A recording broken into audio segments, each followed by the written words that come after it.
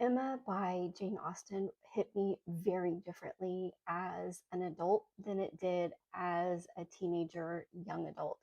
When I first read this in college, I thought Emma was incessantly annoying, as were a lot of the characters in this book.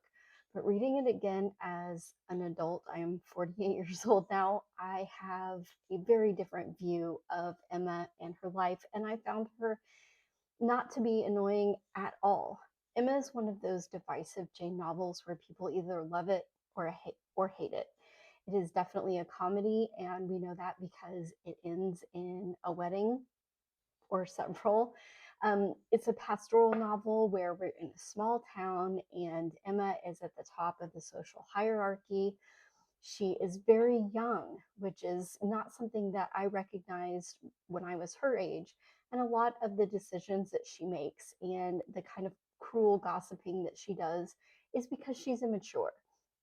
And throughout the novel, we see her placed against characters that are more mature than she is, characters that look up to her for her advice and maturity, and characters that are put in opposition to her that show a lack of maturity, a lack of social grace.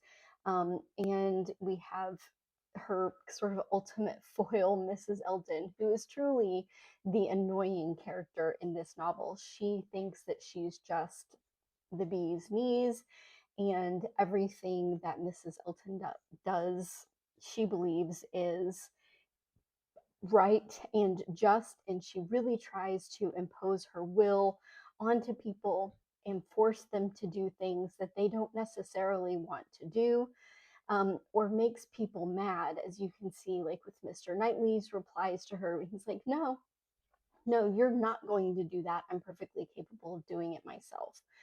We also have this lovely sort of budding romance between Emma and Mr. Knightley. And yes, there is an age disparity there. But if you look back at history, that was a little bit normal. Men had to establish themselves financially before they could support a wife and a family. So while today the age gap I would find to be a bit creepy, at the time, socially, it wasn't as big of a gap. I loved this so much upon a reread.